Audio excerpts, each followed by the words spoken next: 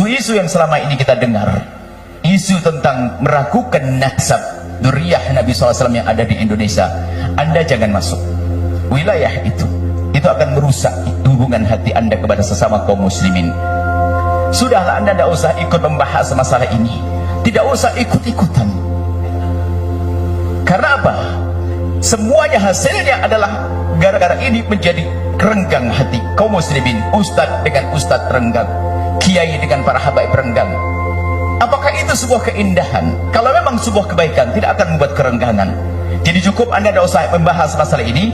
Tugas Anda adalah bagaimana Anda menjaga keluarga Anda. Ini tambahan dari kami. Rumah tangga Anda, anak-anak Anda. Tidak perlu Anda ikut dalam wilayah caci maki, olok-olokan. Anda akan rugi.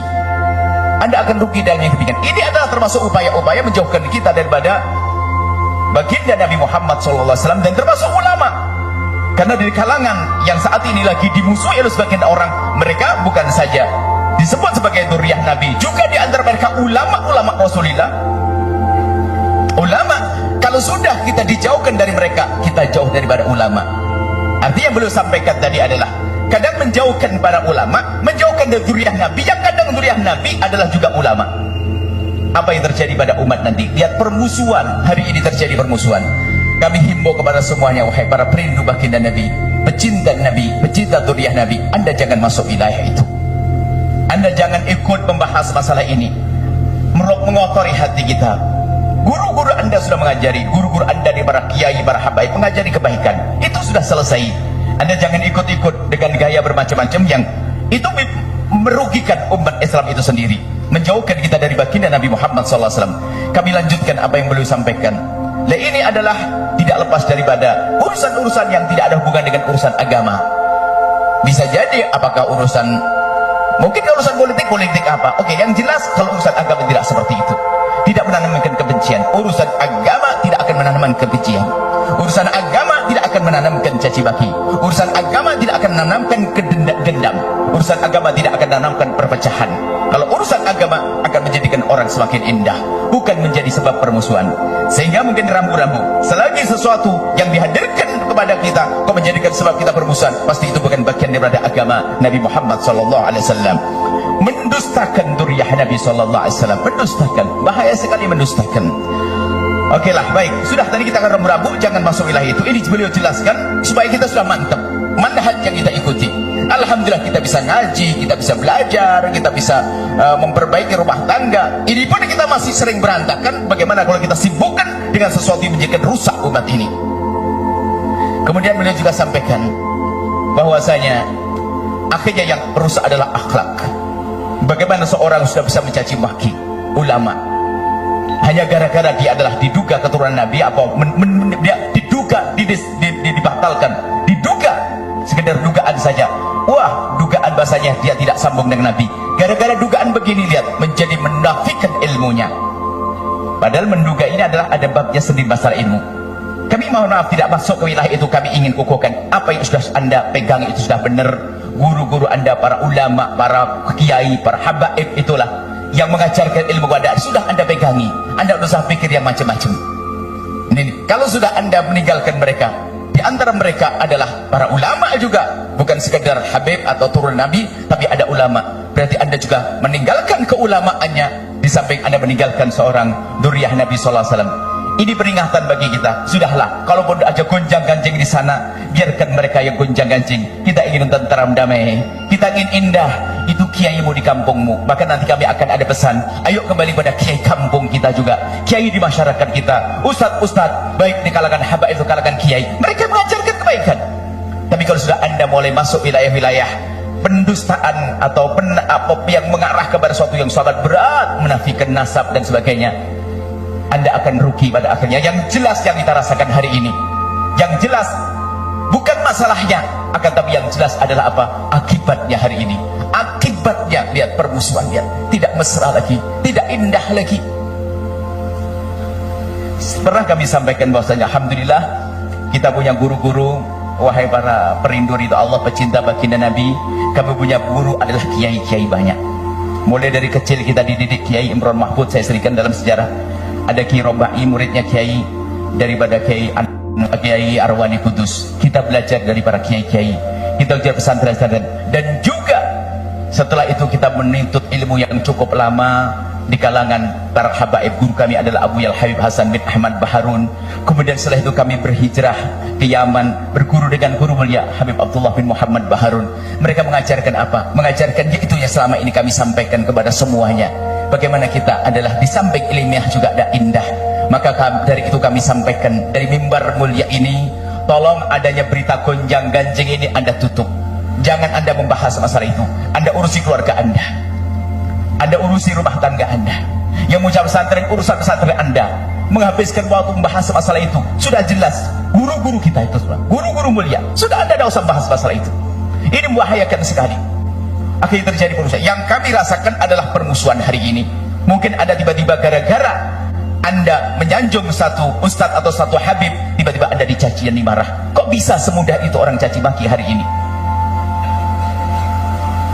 Begitu mudahnya mencaci maki. Tapi bersyukurlah Anda kalau Anda bukan orang yang mencaci maki.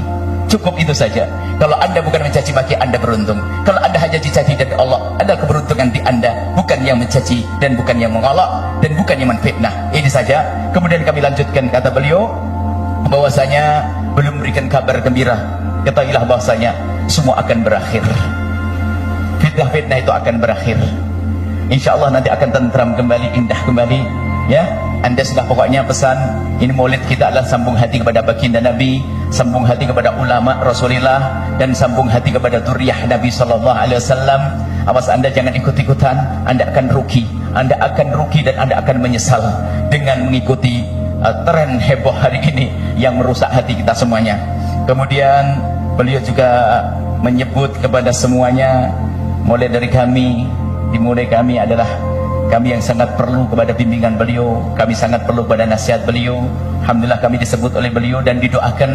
Ternyata setelah kami juga adalah Anda semuanya, dari para habaib yang datang di tempat mulia ini, dan juga dari para ulama, para kiai-kiai, para ajengan-ajengan, juga disebut para ibu-ibu, juga para haji-haji, dan para semua yang hadir di sini, dan para solihin dan solihat semuanya.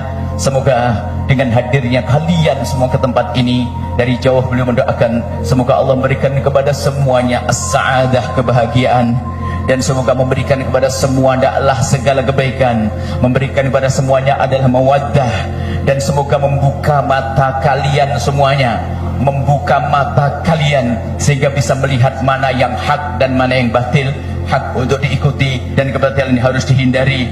Dan kemudian beliau juga mendoakan semoga Allah memberikan kepada kalian semua kecintaan yang sesungguhnya kepada baginda Nabi Muhammad sallallahu alaihi wasallam, sehingga kelak kita bisa bersanding berkumpul dengan Nabi Muhammad sallallahu alaihi wasallam.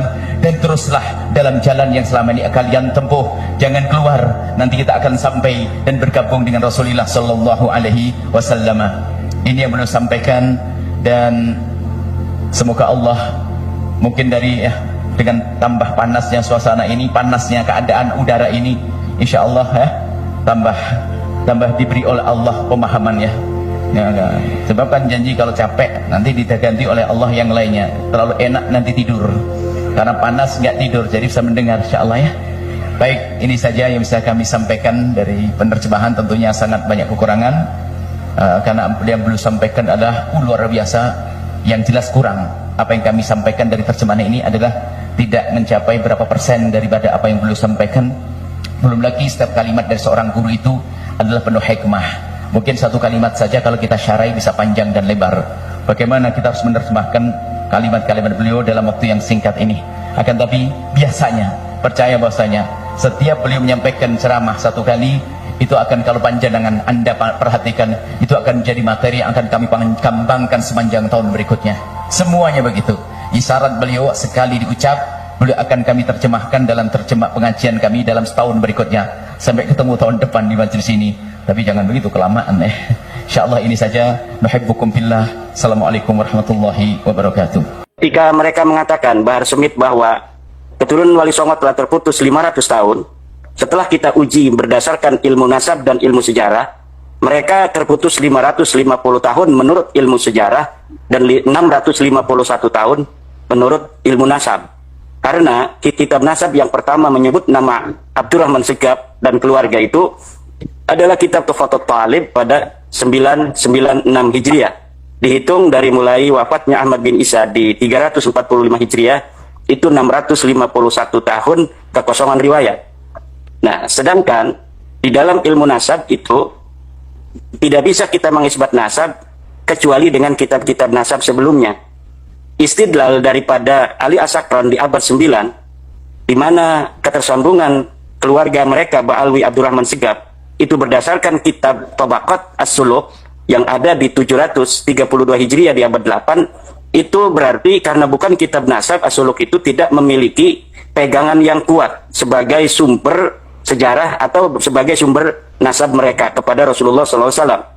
Oleh karena itu, nasab mereka ini adalah nasab yang sangat lemah, atau bisa dikatakan paling lemah dari seluruh para keturunan Nabi yang mengaku sebagai turun Nabi di dunia ini. Nah, kalaulah mereka mengatakan mereka paling sahih, itu faktual, tidak sesuai dengan fakta, di mana setelah ditelusuri tidak ada satupun kitab nasab yang mencatat nama mereka. Syarif Abu Jadid yang mereka membonceng silsilahnya pun sama sekali tidak ada di dalam kitab-kitab nasab. Abad ke-4, 5, 6, 7, 8 itu dicatat sebagai keturunan Nabi, tidak ada. Ketika Syarif Abu Jadid tidak dicatat sama sekali sebagai turunan Nabi, kemudian mereka mencangkok silsilah Syarif Abu Jadid ini, maka cangkokan di atas cangkokan yang lemah adalah sangat-sangat lemah. Bukan hanya sangat lemah, ini sampai masnu, maudhu, wa manhul. Jadi ini nasabun manhul. Betul-betul nasab yang diciptakan di abad ke-9 itu. Kemudian di dalam ilmu sejarah, kitab-kitab sejarah yang ada di abad 9 itu mudtarib. Semuanya tidak ada yang teguh menyebutkan silsilah mereka. Tabaqatul Khawas itu diacak-acak isinya itu. Ada interpolasi di mana-mana di sana yang ditahqiq oleh Abdullah Muhammad Al-Habsyi. Itu ada penambahan tentang di mana abun jami'un atau jaddun jami' antara Ba'lawi dan Al-Ahdal. Karena selain mereka itu dulu mencangkok daripada keluarga Syarif Abul Jadid, mulanya mereka itu adalah mengatribusikan diri terhadap keluarga Al-Ahdal, di mana nama-nama seperti Alwi, Ubaid, Isa, Muhammad itu ada di dalam amudun nasab dari keluarga Al-Ahdal. Maka ketika As-Suluk di 732 itu menyebut seorang yang bernama Muhammad bin Sulaiman berhijrah dari Irak ke Hadramaut, kemudian keluarga As-Segaf, ini Abdurrahman Segaf di abad 9, mengatribusikan diri, kakek gua bareng tuh sama kakek lu tuh yang ada di As-Suluk itu. Padahal kakek dia itu sama sekali tidak disebutkan oleh As-Suluk.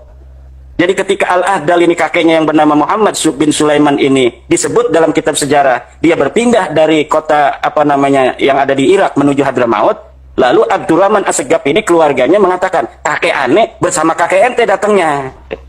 Nah, kemudian diciptakanlah bahwa kakek aneh dan kakek ente itu adalah bersepupu, bahkan ada salah satunya yang bersaudara. Kalau bersepupu berarti kakeknya satu. Maka nama-nama itu Alwi, Isa, kemudian Ubaid, itu semuanya ada di silsilah Abdurrahman Segaf, ada di silsilah Al-Ahdal ada. Inilah yang kemudian saya menyimpulkan pada awalnya silsilah mereka itu sama dengan Bani Ahdal, yaitu Ubaid bin Isa bin Alwi, bukan seperti yang ada sekarang yaitu dibalik, Alwi bin Ubaid bin Ahmad bin Isa. Kenapa itu sampai terjadi perubahan silsilah itu? Karena di abad 9 Al-Muqrizi itu sudah meragukan silsilah Al-Ahdal. Jadi silsilah Al-Ahdal ini sudah diragukan dan dinafikan bahwa Aon tidaklah sebagai anak daripada Musa Al-Kadzim. Karena Al-Ahdal ini adalah nasabnya Ubaid bin Isa bin Alwi bin Himam bin Muhammad bin Aon bin Musa Al-Kadzim. Musa Al-Kadzim tidak punya anak namanya Aon. Nah, ini pinter keluarga Ba'alwi Abdurrahman Segaf. Dia kemudian mencari-cari, kita jangan di sini. Jadi tadinya itu dia mengaku sebagai syarifnya itu nyantol di Bani Ahdal, nama Alwi, nama Ubaid, nama Isanya itu diambil. Tapi kemudian karena ketahuan di sana itu nasabnya itu terbentur oleh kitab-kitab nasab di mana Musa Al-Kadzim tidak punya nama anak bernama Aon, mereka pindah pelan-pelan. Nah, ketika pindah pelan-pelan di kitab yang sama juga di As-Suluk menemukan silsilah daripada Syarif Abul Jadid. Ini nih silsilah ini nih katanya yang kira-kira kita bisa ngambil di sini, karena di sini tidak ada saudaranya yang ada di Hadramaut. Ketika tidak ada saudaranya berarti tidak akan ada yang mengetahui. Nah, disitulah kemudian mulai di abad 9 ini apa namanya itu terjadi dinamika antara keluarga Al-Ahdal dan keluarga Balawi, sampai kemudian apa namanya itu terbentuklah dengan sendiri Ali As-Sakran ini menulis secara formal dan secara sudah jaziman, tidak ittirab lagi, bahwa nasab mereka bukan lagi dengan Al-Ahdal, tetapi nasab mereka sekarang adalah ke Syarif Abdul Jadid. Lalu bagaimana caranya supaya apa mereka ini bisa nyangkol bahwa Syarif Abdul Jadid punya kakek namanya Jadid, Jadid ini punya adik namanya Alwi. Padahal Alwi ini sama sekali tidak ada dalam kitab As-Suluk. Sama seperti kakek mereka ketika diatribusikan datang bareng bersama kakeknya Al-Ahdal, Muhammad bin Sulaiman. Kemudian kakek mereka ini dikatakan bareng sama hijrahnya dengan kakeknya Al-Ahdal, padahal kakeknya Balawi ini sama sekali tidak ada di dalam As-Suluk. Jadi semuanya itu saling cangkok-mencangkok. Kemudian di abad 9, karena mereka juga punya apa namanya itu pengikut, ada yang punya muridnya ini memperkuat. Maka pada abad 10 ini mulailah 100 tahun kemudian mulai kuat ini yang namanya apa nasab daripada Ba'lawi kepada Ahmad bin Isa. Ditambah lagi Al-Masra'ur Rawi diciptakan. Sebelumnya itu Al-Gurarul Baha'id Daw diciptakan 960 Hijriah oleh Khirid. Kemudian Al-Masra'ur Rawi di abad 11 diciptakan pula. Semakin kuat, dan dari situlah kemudian banyak ulama yang mengutip dan menukil dari kitab-kitab Balawi. Sehingga seorang Ibnu Hajar mengambil dari kitab Al-Juz'ul Latif dari Abdullah bin Abu Bakar atau Abu Bakar bin Abdullah Al-Idrus. Jadi bukan Ibnu Hajar bertemu dengan apa namanya Abu Bakar Al-Idrus berguru, tapi Ibnu Hajar ada di Mekah bertemu dengan muridnya Abu Bakar Al-Idrus yang membawa kitab Al-Juz'ul Latif, di mana di dalamnya ada sanad-sanad thariqah, ada sanad libasul khirqah, ditulis oleh Ibnu Hajar. Karena apa? Ibnu Hajar itu mencatat, karena pada masa lalu seorang ulama itu akan semakin apa namanya kuat otoritas keagamaannya itu apabila banyak mempunyai silsilah-silsilah sahabat, baik dalam ilmu hadis, dalam ilmu tafsir, ilmu fiqih, ilmu tasawuf, ilmu filsafat dan lain sebagainya. Maka ada istilah al-jamma, orang-orang yang mengumpulkan sanad-sanad silsilah. Jadi ada silsilah itu dengan apa namanya itu bil wijadah, ada silsilah bil ijazah. Ini kalau Ibnu Hajar ini hanya bil wijadah. Al-Fakir Bahar Al-Disi ingin menyampaikan, sebenarnya saya tidak mau menyampaikan, akan tetapi Intisarul Amr bin Syekhi, karena ini adalah perintah dan saya punya guru untuk membuat video, maka saya buatlah video ini tentang gaduhnya atau tentang di media sosial, di YouTube dan di mana-mana, bahwasanya saya Bahar bin Smith mengatakan Wali Songo tidak punya keturunan. Makanya kalau mau lihat video, itu lihat video yang utuh. Jangan lihat video dipotong-potong. Itu namanya enggak tawassud. Itu namanya enggak tawazud. Itu namanya enggak insaf. Ya. Coba lihat, itu ketika saya lagi mengajar. Ketika saya sedang mengajar kitab Manhajus Sawi tentang lakop daripada Alawiyin atau Alawiyat atau Ba'alawi, yang dimana lakop itu adalah nisbat daripada Sayyidina Alwi bin Ubaidillah. Dari situlah baru saya membahas dengan rinci satu persatu sampai pecah dua nasab garis keturunan Sayyidina Ubaidillah bin Ahmad Al-Muhajir, yaitu Fagil Mugaddam dan Amul Fagih. Tidak usah kita bahas Fagil Mugaddam. Di situ saya bilang Amul Fagih, keturunan dari Amul Fagih bin Smith, saya Amul Fagih, Al-Haddad, Al-Aidid, ya. Wali Songo itu dari Amul Fagih. Kemudian di situ saya mengatakan, tetapi banyak zaman sekarang, banyak orang-orang zaman sekarang, mereka mengaku sebagai cucu Wali Songo dengan memakai fam Azamat Khon. Ingat, memakai fam Azamat Khon. Itu yang terus-terus saya ulang. Jadi yang saya maksud adalah Wali Songo, cucu Wali Songo yang memakai fam Azamat Khon. Dan fam Azamat dan perkataan Azamat Khon di video itu saya ulang-ulang terus. Jadi yang diambil hanya video saya mengatakan bahwasanya Wali Songo nasabnya terputus. Itu aja diambil. Wali Songo tidak punya keturunan. Di sini saya akan sedikit membawakan satu kaidah, yakni kaidah furu dan salah satu kaidah yang merupakan 5 kaidah kubro, 5 kaidah yang paling besar, yakni jami'ul fiqhil islami buni alaiha wa turja'u ilaiha Jami' Masail Fikih.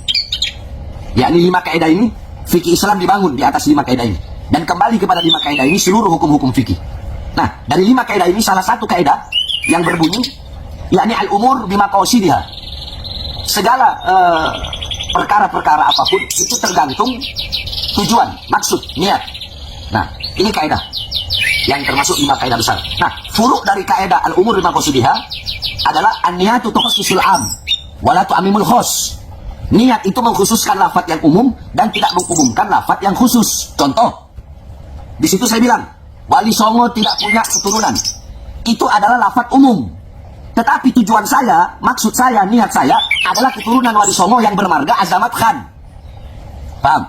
Niat saya dalam mengucapkan lafaz umum tersebut adalah suatu perkara yang khusus. Apa itu? Yaitu terputusnya nasab Azamat Khan sebagai nasab yang sering-sering, yang paling sering dibawa oleh orang-orang atau golongan yang mengaku-ngaku Azamat Khan sebagai keturunan Wali Songo.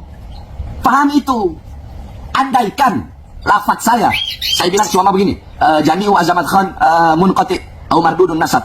Semua saya mengatakan Jami'u Azamat Khan mardud wa munqati'un nasab, mardudun wa munqati'un nasab. Andaikan saya berkata seperti itu, ya, yakni semua marga Azamat Khan itu terputus, itu tertolak, berarti saya salah. Kenapa? Berarti saya mengikrarkan bahwa Azamat Khan bukan keturunan Nabi. Jelas salah. Sedangkan saya tidak pernah mengeluarkan lafaz itu.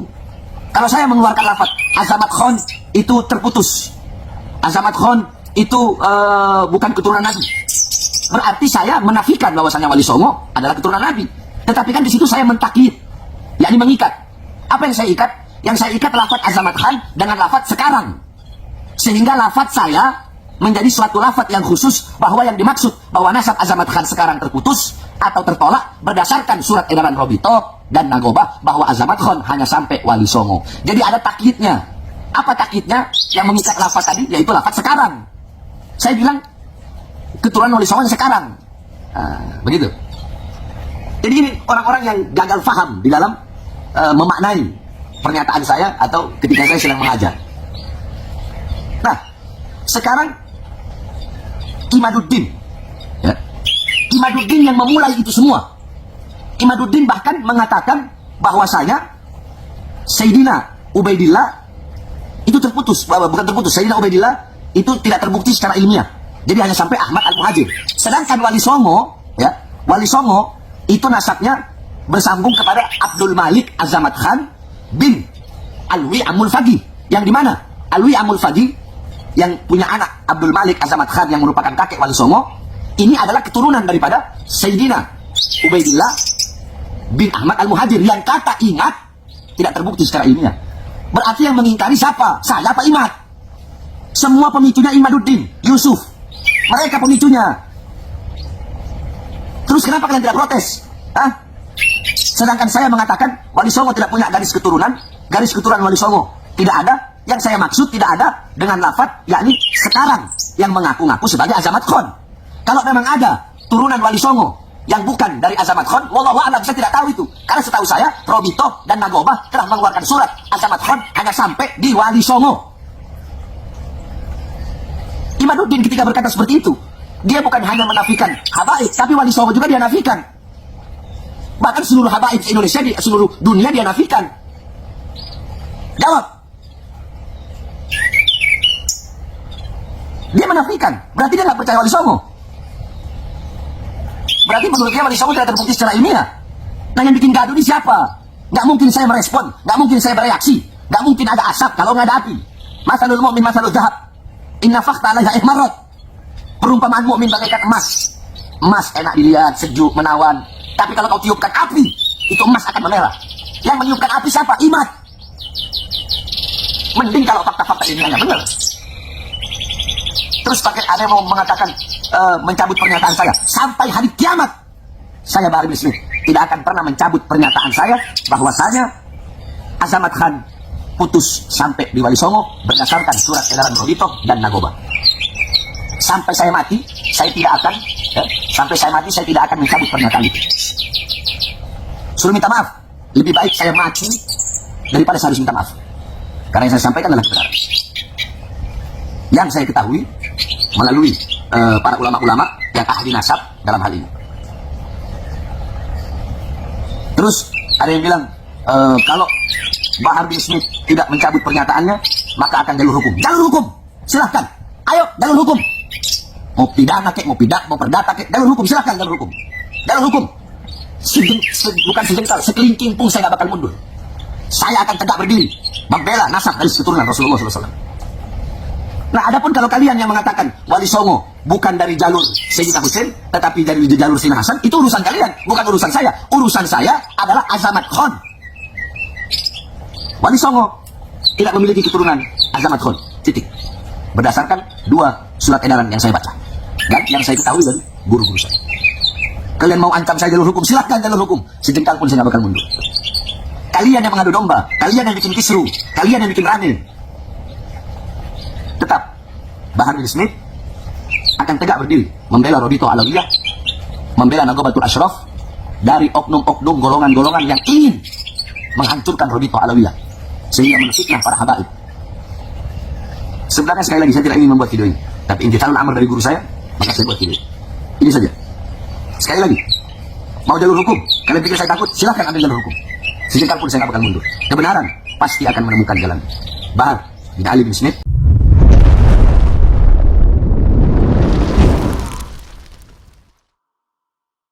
Itulah tadi debat yang sangat luar biasa dari Kiai Haji Imaduddin Usman Al-Bantani bersama Balawi, dan kita juga sudah dengar bersama cecaran Habib Bahar bersama Taufik Segaf yang mencecar habis Kiai Haji Imaduddin Usman Al-Bantani. Namun cecaran tersebut dibantah telak oleh Kiai Haji Imaduddin Usman Al-Bantani dengan dalil-dalil yang relevan. Bagaimana menurut pendapat teman-teman semua? Silahkan lanjut di kolom komentar. Terima kasih selalu support Arman Al-Fatih. Kita jumpa lagi di video selanjutnya. Assalamualaikum warahmatullahi wabarakatuh.